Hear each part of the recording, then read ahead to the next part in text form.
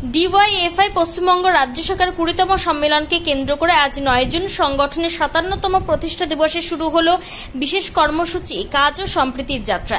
এই যাত্রা উত্তর দিনাজপুর জেলার রায়গঞ্জ থেকে শুরু হয়ে আগামী 12 জুন বহরমপুরে শেষ হবে। এই যাত্রার মূল দাবিগুলির মধ্যে রয়েছে রাজ্যের যুব সমাজের জন্য স্থায়ী ও সুনিশ্চিত কর্মসংস্থান, আর্থসামাজিক ইনসাফ এবং সাম্প্রদায়িক সম্প্রীতি রক্ষা। সংগঠনের নেতৃত্ব মনে করছে সমাজতন্ত্রের আদর্শে এই দাবিগুলির ভিত্তিতে একটি নতুন দিশা তৈরি করা সম্ভব।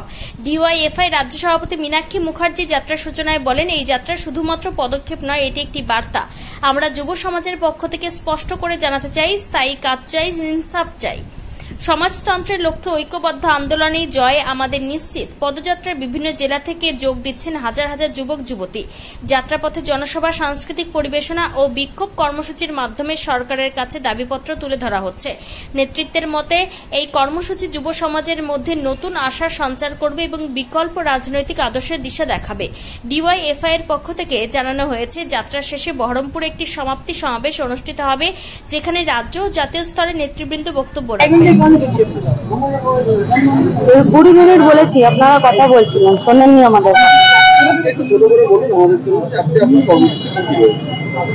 19তম রাজ্য সম্মেলনের জায়গা থেকে 20তম রাজ্য সম্মেলনের জায়গা পর্যন্ত সম্প্রীতি এবং স্থায়ী কাজের দাবিতে ডিওয়াইএফআই একটি যাত্রা প্রস্তুত করেছে। যে যাত্রার মূল উদ্দেশ্য হলো পশ্চিমবঙ্গের স্থায়ী কাজের ব্যবস্থা সরকারকে করতে এবং সম্প্রীতিকে বজায় রাখতে।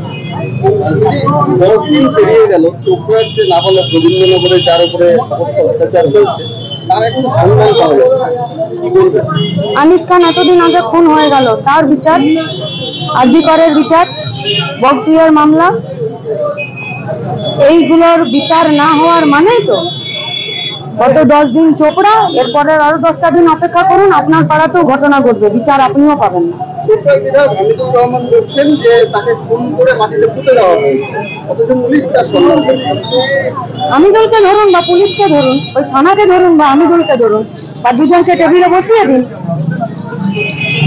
শুভেন্দু অধিকারী বিরোধী দলনেতা তিনি বলছেন 500 টাকা 1000 টাকায় বিক্রি হবেন না বলে, তাহলে কি এখানে ধর্মীয় মেরুকরণের চেষ্টা করছে? বিজেপির তো ঘোষিত এজেন্ডা ধর্মীয় মেরুকরণ। বিজেপি যদি ধর্মীয় মেরুকরণ না করবে তো রাজনীতি করবে কি করে? বিজেপির মূল উদ্দেশ্য কি? মনোবাদ কি? ধর্মের ভিত্তিতে তো নতুন কথা নয়। বিজেপি পার্টিটা ধর্মের মেরুকরণ করার জন্যই পার্টিটা তৈরি হয়েছে। যে পার্টিটা ধর্মের মেরুকরণ করার জন্য এবং ধর্মীয় একটি দেশ তৈরি করার জন্য তৈরি হয়েছে, তার আবার নতুন করে বলতে হবে নাকি যে এই কথায় ধর্মীয় মেরুকরণ প্রমাণিত হলো না, ওই কথায় প্রমাণিত হলো? বিজেপি তৈরি হয়েছে, আরএসএস এর রাজনৈতিক সংগঠন বিজেপি। এই বিজেপির মূল কথা হলো হিন্দু ধর্মের একটি রাষ্ট্রকে পরিণত করা, তার মানে তো ধর্মীয় মেরুকরণ, নতুন কথা নয়। অমিত শাহ বলছেন এবারে 26-এ তামিলনাড়ু এবং বাংলার অভিযোগ। আর পশ্চিমবঙ্গের 100 দিনের কাজটা কি হবে আগে সেটা বলুন। অমিত শাহ দেশের স্বরাষ্ট্রমন্ত্রী, তো পশ্চিমবঙ্গের 100 দিনের কাজটা বন্ধ আছে। কটা তৃণমূলের নেতাকে জেলে ভরলেন অমিত শাহ, শুভেন্দু আর সুকান্ত? কটা? পশ্চিমবঙ্গের রাষ্ট্রায়ত্ত মানে কেন্দ্রীয় সরকারের দেখরেখে যে কারখানাগুলো চলছিল, পরিবারগুলো চলছিল, অমিত শাহ সেইগুলোকে খোলার জন্য কোনো ব্যবস্থা করলেন? তাহলে কাজের বিষয়ে কথা নেই, 100 দিনের কাজের বিষয়ে কথা নেই। পশ্চিমবঙ্গে 100 দিনের কাজটা বন্ধ রেখে দিয়েছে, সেই বিষয়ে কথা নেই। শুধুমাত্র গদিকে দখল করার জন্য তাদের যত চিন্তা। আমাদের চিন্তা পশ্চিমবঙ্গের বেকার ছেলেমেয়েগুলো কি করবে? ভোট লুটের সঙ্গে যুক্ত হবে নাকি গতর খাটিয়ে মান সম্মানের সাথে ইজ্জতের সাথে নিজের রুটি নিজে কামাবে? তার জন্য সিদ্ধান্ত আপনাদেরকে ঠিক করতে হবে। অমিত শাহ স্বরাষ্ট্রমন্ত্রী হয়ে গেছে বলে বাপ খাজানো মায় খাজানো যা খুশি তাই কথা বলবে, পশ্চিমবঙ্গের সমস্ত রাজনৈতিক দলগুলি তার পিছনে ছুটে বেড়াবে। এটা যারা ছুটে বেড়াবে ডিওয়াইএফআই ওদের পিছনে ছুটবে।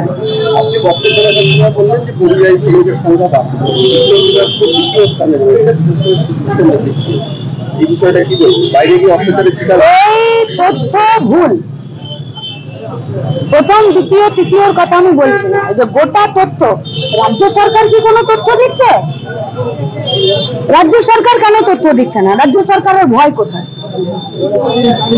রাজ্য সরকারকে তথ্য দিতে হবে। শিশু শ্রমিকরা পশ্চিমবঙ্গ কোথায় দাঁড়িয়ে আছে? না পাওয়া পশ্চিমবঙ্গ কোথায় দাঁড়িয়ে আছে?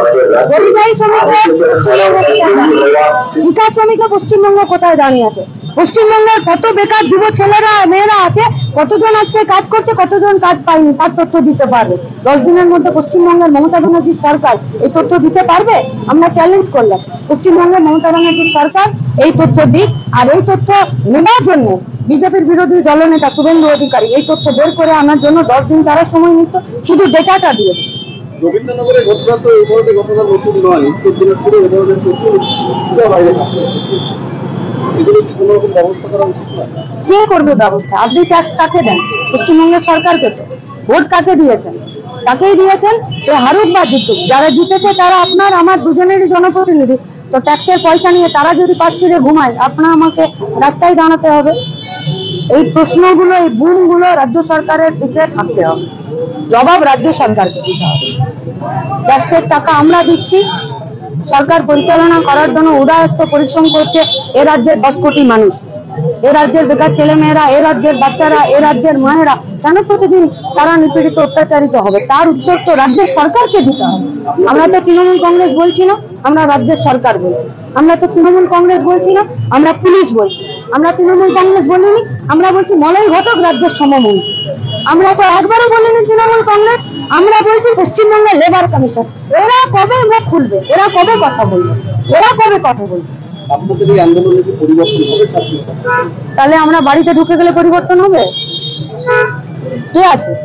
বামপন্থীরা এবং ডিওয়াইএফআই ছাড়া 26,000 চাকরি বলুন, আরজি কর বলুন, আনিস খান বলুন, পরিযায়ী শ্রমিক বলুন, 100 দিনের কাজ বলুন, বিজেপির যুব মোর্চার একটা আন্দোলন দেখান তো, তৃণমূলের যুব সংগঠনের একটা আন্দোলন দেখান তো, একটা আন্দোলন, একটা দেওয়াল লিখন দেখান তো, যে পশ্চিমবঙ্গের 100 দিনের কাজকে 200 দিন করতে হবে বলে তৃণমূলের যুব সংগঠন বা বিজেপি যুব সংগঠন একটা কথা বলেছে কোথাও?